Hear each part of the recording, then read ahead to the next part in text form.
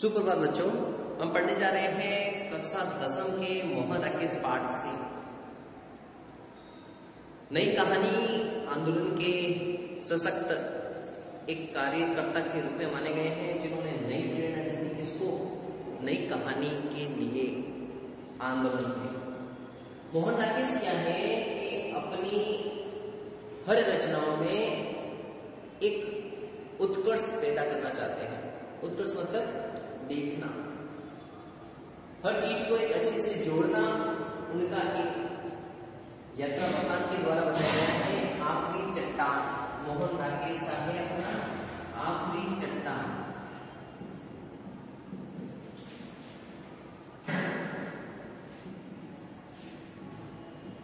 मोहन राकेश द्वारा लिखा गया है आखिरी चट्टान, यात्रा वृत्तांत है ये। इन्होंने हिंदी और अंग्रेजी दोनों माध्यम से एमए करने के बाद इन्होंने रचना लिखना शुरू किया। सारिका का संपादन भी किया इन्होंने नई दिल्ली जाकर। सारिका जो एक पत्रिका होती थी हिंदी की, उसने संपादन भी किया, संपादन रहे। उसके बाद इन्हें अच्छे नाटक और अच्छी रचनाओं के द्वारा इनको पुरस्कृत भी किया गया। इनको आषाढ़ का एक दिन और आधे अधूरे नाटक पर हिंदी साहित्य अकादमी द्वारा 1968 में पुरस्कार से सम्मानित किया गया।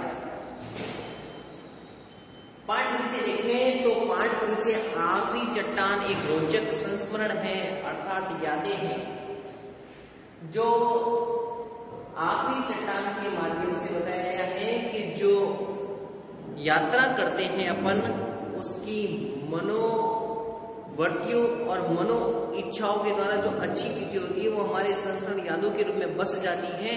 उसका मोहन राकेश ने अपने इस कलमबद्ध करके चित्रांकन के रूप में प्रस्तुत किया है।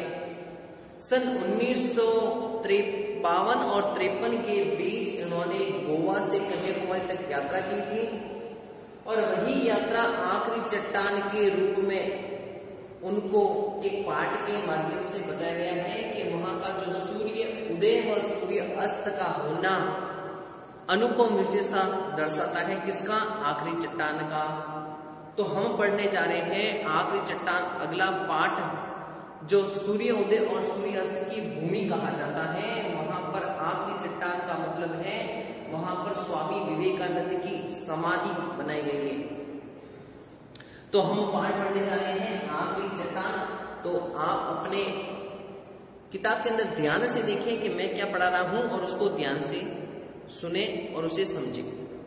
कन्याकुमारी सुनहले सूर्य उदय और सूर्यास्त की भूमि कही गई है।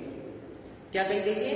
कन्याकुमारी सुनहले सूर्य उदय और सूर्यास्त की भूमि कही गई है, क्योंकि वहां पर क्या है? सूर्य का उगना और सूर्य का अस्त होना बताया गया है। कैंप होटल के आगे बने बाथ टेक के बाईं तरफ समुद्र के अंदर उभरी साइज के चट्टानों से एक पर खड़ा होकर देर तक भारत के स्थल की आखिरी चट्टान को देख रहा। कौन देख रहा है? यहाँ पर मोहन राकेश जो यात्रा वृत्तांत यात्रा करके आए थे वो देख रहे हैं। कहां पर जाकर? कैंप होटल है, उनके बाईं तरफ जो समुद्र के किनारे हैं, जो साई के उभरी हुई चट्टानों के समान दिख रही थी, वो खड़ा होकर देख रहा था। कौन सा? कि भारत का जो स्थल है वो आखिरी चट्टान कहां तक है। पृष्ठभूमि में कन्याकुमारी के मंदिर की लाल और सफेद लकीरें चमक रही थी।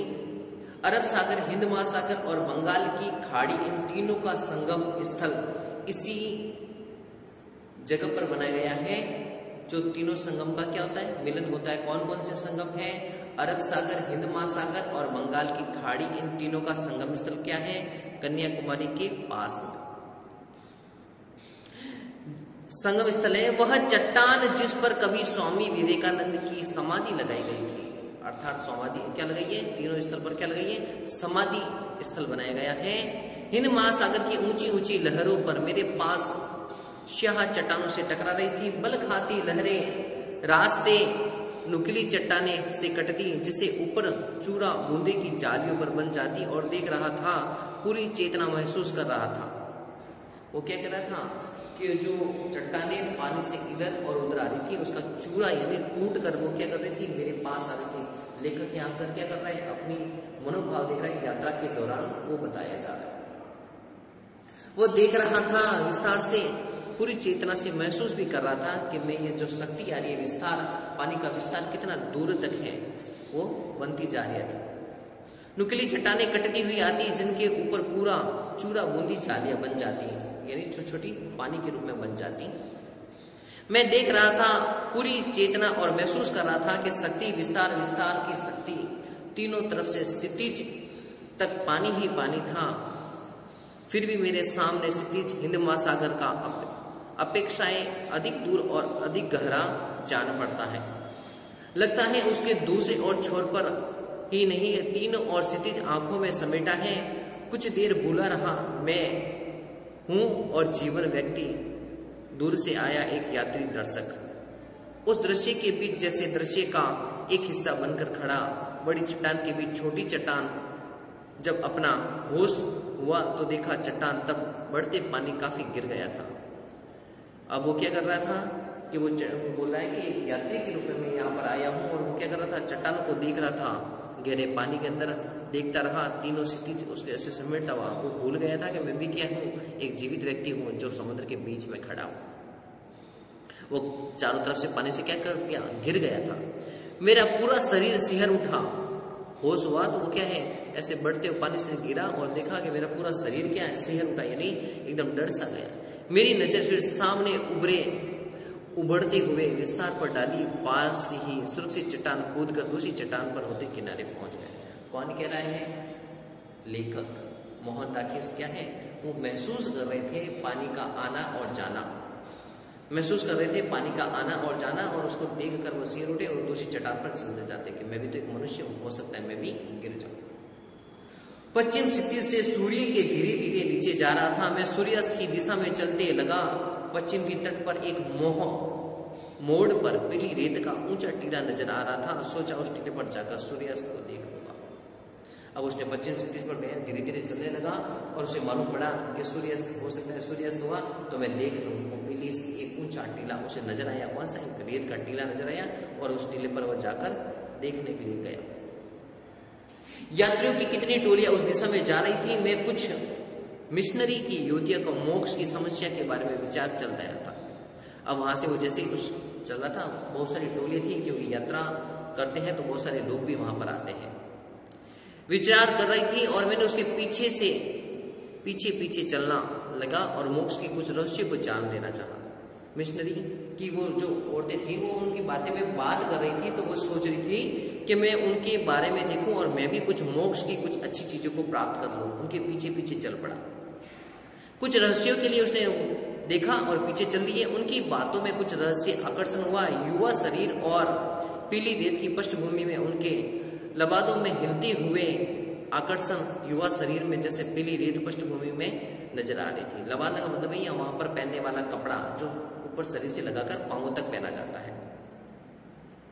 आकर्षण में उसके शरीर तथा पीली रेत लग रही थी, ऐसे कि लबादे उनके हिलते हुए जा रहे थे। शाही सफेद और आकर्षण लग रहे थे। मोक्ष का रहस्य के बीच में ही था। हम लोग टीले पर पहुंच गए। अब कहां पर पहुंच गए, वो टीले के पास पहुंच गए और वह सैंड हिल का मतलब होता है रेतीले टीले, जहां पर क्या होती है, सूर्य अस्त और देखा जाता है। सैंड हिल यानी वहां पर चमकीली रेत, सैंड हिल जहां सूर्य का अस्त। लोग ही थे, बहुत से लोग थे, 8-10 नवयुवतियां, 6-7 नवयुवक। सुन रहा था कि वहां पर लोग क्या है, बहुत से सुन रहे थे, और 2-3 गांधी टोपी वाले व्यक्ति थे, शायद सूर्यास्त देख रहे थे। गवर्नमेंट गेस्ट हाउस के बैर उन्हें सूर्यास्त के समय कॉफी पिला रहे थे। लोग वहां पर समय बैठे तो उसका नजारा बता रहे हैं। उन लोगों में वहां पर सैंड हिल बहुत रंगीन हो उठा। कन्याकुमारी से सूर्यास्त देखने के लिए उन्होंने लोगों के विशेष रुचि के साथ थे। अब लोग वहां पर क्या गेस्ट हाउस था, कुछ चाय पी रहे थे तो कुछ क्या कर रहे थे, वहां पर कॉफी पी रहे थे और वहां पर नजारा देख रहे थे गवर्नमेंट कॉलेज का। और वहां पर क्या है, जो सूर्य अस्त के समय लोग काफी क्या है इकट्ठे हुए थे। उनकी रुचि कहाँ थी, उनके सामान।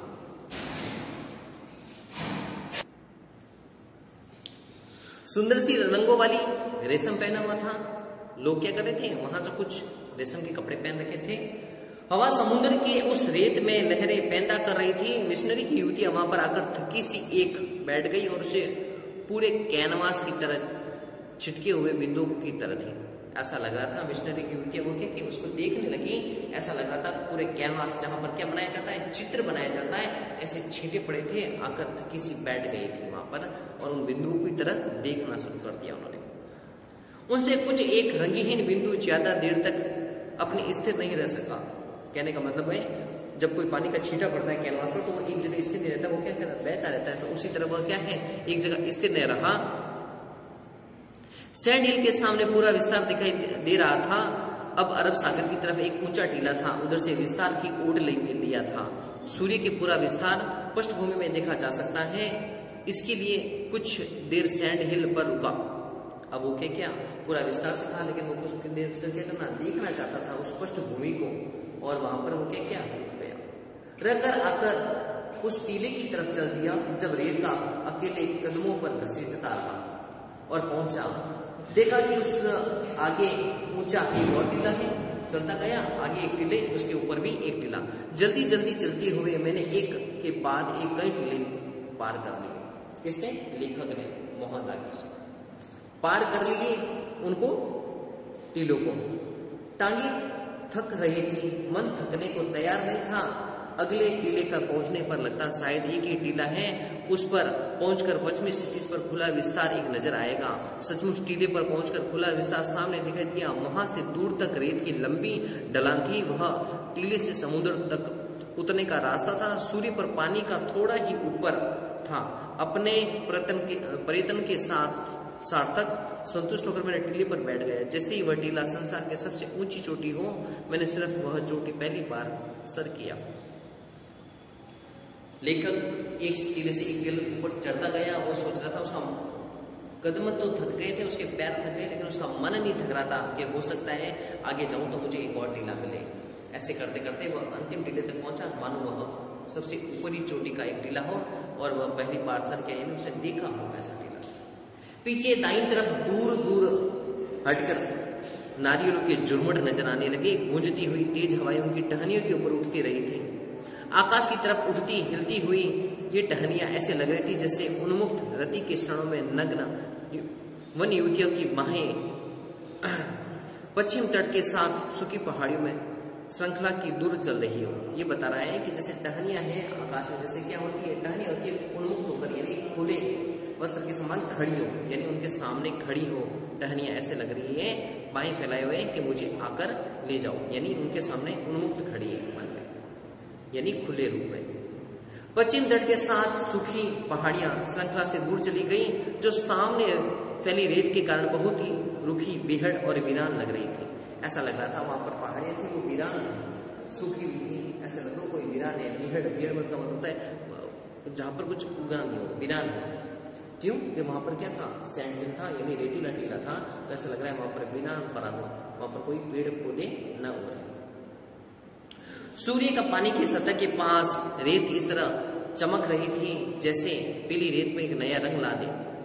जो क्या थी वहां पर, सूर्य की सतह पर ऐसा लग रहा था कि वहां पर फैली रेत किसी ने क्या सुनहरी रेत, पीले रंग की रेत है, वो बिछा दी गई हो, ऐसा रंग लग रहा था, नयापन आ गया था। उस रंग में रेत में चमक रही थी जैसे अभी अभी उसका निर्माण करके उड़ेला गया हो। जैसे जब सूर्य का अस्त था, लेकिन जो रेत थी ऐसा लग रहा था उसको अभी उड़ेल करके क्या उसको बनाया गया हो, नई चीजों को बनाया गया हो वहां पर। और मैंने उस रेत पर कुछ देर तक पैरों के निशान को देखा, जैसे रेत का कुंवारापन पहली बार निशानों से टूटा और मैंने उसके सिर की हुई हल्की सी उदासी गिराई। ऐसा लग रहा है मैंने उसको निशानों को तोड़ दिया है, पहली बार टूटा है। वैसे उसकी चीज के ऊपर मैंने चला और मुझे ऐसा लग रहा सब उदासी गिराई कि मैंने उसको पहली बार उसको तोड़ दिया। सूर्य का गोला पानी की सतह से छू गया, पानी दूर तक सोना ही सोना उगलाया। यहाँ सोने का उगलने का मतलब है सूर्य जब नीचे अस्त होता है तो ऐसा लग रहा है पानी पर क्या कर दिया है, सोना बिछा दिया गया। वह इतनी जल्दी से बदल रहा था कि एक क्षण के लिए उसे नाम न दे सका, असंभव था। यानी वो सोचने लगा, उससे पहले वो क्या हो गया था, अस्त हो गया, कि इसका नाम दूं, लेकिन उससे पहले वो क्या हो गया, अस्त। धीरे धीरे वह अस्त हो गया। सूर्य का गोला जैसे बेबसी में लावे में डूबता जा रहा था, धीरे धीरे पूरा डूब गया। एक क्षण जहां सोना बह रहा था अब लहू में बहता हुआ नजर आ रहा है। सोना मतलब पीले रंग के रूप में दिख रहा था, अब वह नजर रहा है लहू, लहू के रूप में मतलब लोहे के समान, खून के समान ऐसे आग के रूप में नजर आने लगा। कुछ देर क्षण बीतने पर बहुत से धीरे धीरे बेजनी और बेजनी से काला पड़ गया। बेजनी मतलब बैंगन के समान रंग था, लोहे के समान ऐसा बना और एकदम लाल, तेज लाल हुआ, फिर बेजनी हुआ, बेजनी से एकदम काला पड़ गया। मैंने फिर एक बार मुड़कर दाईं तरफ देख लिया। नारियलों की टहनियां उसी तरह हवा में ऊपर उठी थी, उसी तरह गूंज रही थी। पूरे दृश्य पटल पर सही फैल गई। एक दूसरे दूर जुड़मुट पकड़ लगातार स्थिर धुन के रहे थे, हाथ पैर पटक रहे थे। अभी शायद कोई जगह से उठा और अपनी मुट्ठियों में बेचता हुआ खोलता उसी तरफ समुद्र की तरफ देखता। अब वो क्या होता है, जब नजारा क्या होता है, सूर्य का अस्त हुआ और अस्त होते ऐसे लगा कि अपन ने जैसे उसको देखा सही से एकदम चेंज हो गया। दृश्य पटल को उठना चाह रही, तब अपने हाथों में उसने क्या किया, बिछा ली थी। वो सोच रहा था कि हो सकता है मैं इसको क्या करूं, खत्म कर दूं, लेकिन उनको खत्म नहीं कर पाए। उसको डर सा भी था, मुट्ठी को अंदर क्या खोलता और कभी समुद्र की तरफ देखता। उसके मन के अंदर क्या था, मन में ऐसा सोच रहा था कि मेरे अंदर कुछ विद्यमान हो, मैं उसको देखूं, उसका नाम दूं, लेकिन वो दे नहीं पा रहा था। और ये सारा क्या था, दृश्य पटल उसके आंखों के सामने था, उसकी नजरों के सामने था कि मैं क्या देखूं, उसका सूर्य का अस्त होना कितना महत्वपूर्ण है उसके लिए। फिर देखिए अगला पार्ट के अंदर ही है, जैसे अगले ही लाइनों के अंदर देखिएगा कि अचानक ख्याल आया मुझे वहीं लौट कर जाना है। अब उसको क्या आता है, ख्याल आता है लेखक को कि मुझे लौट कर तो वहीं जाना है। इस ख्याल से वह शरीर के अंदर कंपकपी भर गई। कंपकपी का मतलब होता है ठिठुरने लगा सर्दी के मारे, क्योंकि हवा आ रही थी। दूर सैंड हिल की तरफ देखा, वह स्याही में डूबे हुए कुछ धुंधले रंग के हिलते हुए नजर आ रहे थे। मैंने रंगों को पहचानने की कोशिश की, पर उतनी ही दूर तक आकृतियों में अलग अलग करने नहीं सका, संभव नहीं था उसके लिए। अब क्या होता है, सूर्यास्त हुआ, अंधेरा छाने लगा, लेकिन अलग अलग क्या रंगे में धुंधला दिखने लगा। और वह क्या है, सैंड हिल, मानो रंग पहचान भी नहीं पा रहा था उसको। रंगों के बीच शाही पहाड़ी रेत के टीले, मन में डर लगने लगा कि अंधेरा होने से पहले उसे सब टीलों को पार कर सकूं। कदम तरफ बढ़ा और लगा कि उसे रास्ते के अंदर जाऊंगा, शायद मुझे भटकता होता रह जाऊंगा। कहने का मतलब है वो क्या कर रहा है कि मैं जितना जल्दी हो सके, क्योंकि अनजान व्यक्ति होता है, हो जाए, उसको डर था कि मैं टीलों के बीच में खो न जाऊं, हो सकता है मैं कहीं घूम जाऊं या कहीं पर रह जाऊं। इसलिए सोचा बेहतर होगा नीचे समुद्र तट पर उतर जाऊं। तट का रास्ता निश्चित रूप से कैंप होटल के सामने जाता होगा। जिस होटल में वो रुका हुआ था वो सोच रहा है कि मैं टीलों से नीचे क्या करूं, जितना जल्दी हो सके मैं नीचे उतर जाऊं। नीचे तट की तरफ फिसल गया। वो सोच रहे थे बैठे कहीं मैं बिना सोचे रेत पे बैठूं और नीचे तट की तरफ क्या फिसल न जाऊं। पर तट पर पहुंचा, फिर कुछ क्षण बढ़ते देख अंधेरे में बात भुला रहा था, कारण तट की रेत यूं ही पहले समुद्र तट पर कई रंगों की रेत देखी, सुरमई, आंख, खाकी, पीली, लाल, मगर जैसे रंग उस रेत के अंदर क्या है, मैंने कभी भी नहीं रेत को देखा ऐसा। वो बोल रहा है कि मैंने ऐसी सुरमई जो रात हो जाती है, सुरमई कभी चमकी हुई नजर आ रही थी, कभी बैंगनी, तो कभी पीली, तो कभी उसे लाल रंग की नजर। वो बोल रहा है कि ऐसी रेत मैंने कभी नहीं देखी थी।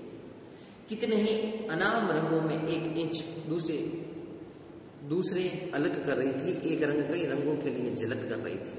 अब वो रेत भी क्या है, उसको अलग अलग रूप दे रहा था कि मैं इसका क्या करूं, इसका नाम दूं इसको।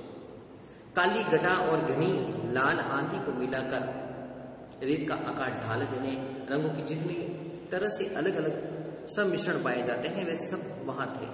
वो बोल रहे हैं कि जिस तरह अपन को रंगों को अपन रंग देखते हैं पानी के अंदर या किसी के अंदर, रेत के अंदर, तो वो सारे रंग मुझे नजर आ रहे थे उसके सामने। अब मैं उसको मिश्रण भी कर दूं, लेकिन उसके अतिरिक्त मेरे पास कोई क्या है, रंग मिश्रण करे, वो सामने नजर आ रहे थे, उसका नाम नहीं दे सकता। वे सब यहाँ पर क्या थे, बहुत से रंग थे। मैं अलग रंगों का हाथ देखकर देखा, मसल कर नीचे गिर जाने दिया। जिन रंगों को हाथ से नहीं छुआ उन्हें पैरों से मसल दिया, और उसी तरह रंग की थोड़ी थोड़ी सी रेत पास रख लूं, पर कोई उपाय नहीं था। सोचा किसी दिन आकर रेत को बटोरूंगा, और मैं उदास वहां से चल दी।